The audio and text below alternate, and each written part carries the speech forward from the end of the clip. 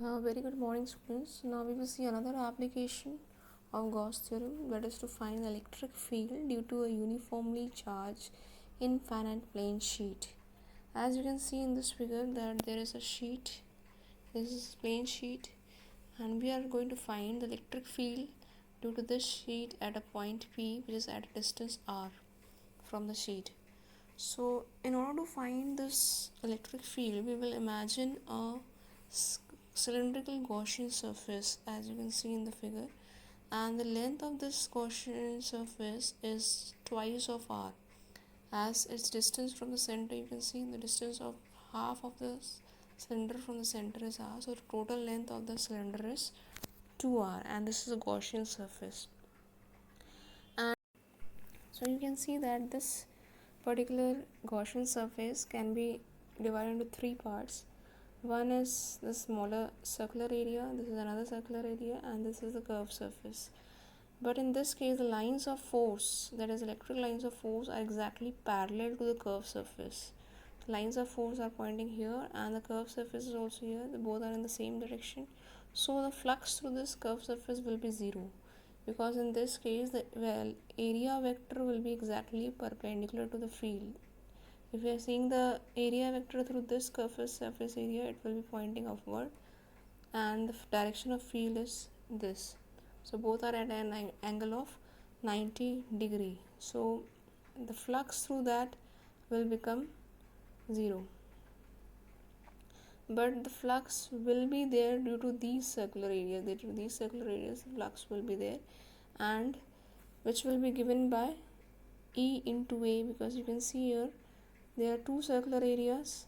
The circular areas are two, that is this one and this one, and the flux through them will be given by E into A plus E into A, because the cross sectional area of this part is A. So EA plus EA will give us 2EA. It will become 2EA. Let this be equation 1. Now as we know, the surface charge density of this sheet, is sigma. Surface charge density is sigma. So the charge enclosed by this Gaussian surface will be how much? It will be sigma A. The charge enclosed by the Gaussian surface will be sigma into A.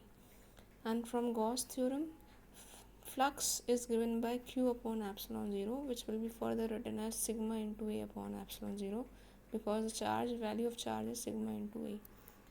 So from equation 1 and 2, what we can write? From 1 and 2 twice EA is equal to sigma A upon epsilon naught, which implies E is equal to sigma upon 2 epsilon naught. So this is the expression for infinite plane charge sheet, uniformly charged sheet. The electric field is given by sigma upon 2 epsilon 0. Now in this field, if this sheet is positively charged, then the field is directed away from it. As you know, if sigma is greater than 0, so that shows the field will be directed away from it. And if sigma is less than 0, then the field, if sigma is less than 0, means it is negatively charged, the field will be directed towards it. Means if the sheet is like this, if it is positively charged, the direction of field will be pointing away, and if it is negatively charged like this, the field will be pointing radially towards it. It will be pointing towards it. So this is how you will find the electric field due to a uniformly charged plane sheet using Gauss theorem. Thank you.